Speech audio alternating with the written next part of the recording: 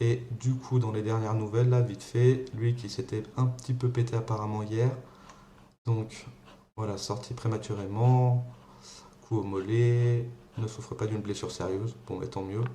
Ouais, je pense qu'il a voulu sortir avant de se finir de se péter. Ok, donc c'est pas à écarter. En matière de blessure, ouais, parce que là c'est la Bérésina, du coup, mais bon, si lui ça va mieux, c'est déjà un peu moins la Bérésina, parce qu'il y a quand même du monde sur le côté à Paris.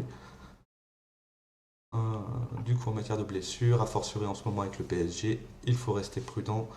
Mais selon les premiers éléments, Vara dimanche n'est pas de nature à éloigner le Parisien très longtemps des terrains. Dans son entourage, on se voulait ce lundi midi rassurant, confirmant les douleurs en n'écartant pas une présence dans le groupe mercredi contre l'Atalanta Bergame en Ligue des Champions. Par ailleurs, et comme indiqué par nos confrères du Parisien dimanche, le Brésilien Lucas Beraldo, touché à une cheville, ne souffre pas d'atteinte ligamentaire. Ouais, c'est fait une petite entorse quoi. Et oui, parce que c'est un petit peu la Bérésina, on va voir ça, il y a un petit article sur Eurosport là, dans le foot.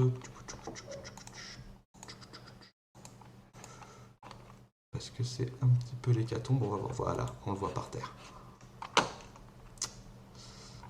Alors, du haut des tribunes du parc, d'où Luis Enrique a observé la première période du match entre son Paris Saint-Germain et le Racing Club de Lens, sa nouvelle idée inspirée du rugby, le coach espagnol a pu tout contrôler, sauf une seule chose qui commence franchement à lui pourrir la vie ces derniers jours. Trois des joueurs se sont blessés ce dimanche, s'ajoutant au forfait enregistré d'Ousmane Dembélé et Désiré Doué, touchés au début du mois durant la trêve internationale. Bon, ils se sont pétés, pas besoin d'en reparler, 8 semaines, 6 semaines. Donc ils loupent plein de matchs. Cette fois, ce sont Lee Kangin, Lucas Beraldo et surtout Kvaratskhelia qui ont été touchés. Mais pas plus d'informations au soir du match. Donc tu vois, aujourd'hui quand même, on s'en sort un petit peu mieux côté Paris. On suit un peu moins des fesses. Avec Gvara qui pourrait probablement jouer ou jouer au moins une partie du match. Peut-être une mi-temps. Ça après, moi je suis pas dans le secret des dieux de l'entraînement. On doit attendre les résultats des tests du staff médical, pas d'informations. Ça a dû se contenter Luis Enrique en conférence de presse au moment d'évoquer l'état de santé des concernés. Ok, donc ils ont parlé, c'est pas un hasard, les blessures, bon, voilà. Et ça, en même temps, quand les mecs ils ont 2 semaines, 3 semaines de vacances et ils ont fait depuis août dernier jusqu'à fin juillet, voilà quoi. C'est normal. Donc, car si le PSG devrait s'en sortir pour couvrir les absences de Liberaldo, la blessure de va contraindre le staff un peu de gymnastique intellectuelle. En à peine 10 jours, c'est toute la ligne d'attaque titulaire lors de la finale victorieuse de la Ligue des Champions qui a été balayée.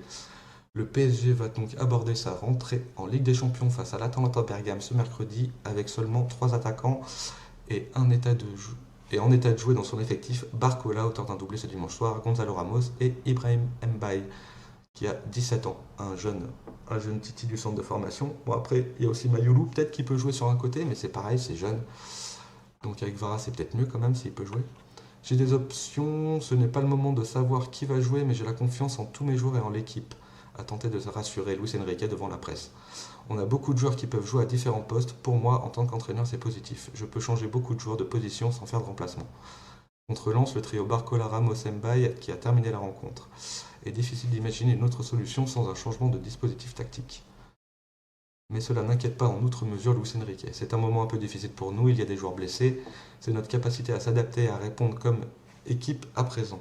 À ce propos, je suis tranquille et je pense qu'on peut surmonter ça. Sur le papier, le PSG a effectivement les ressources. Désiré Doué devrait revenir dans un peu moins d'un mois à présent et Ousmane Dembélé quelques jours plus tard.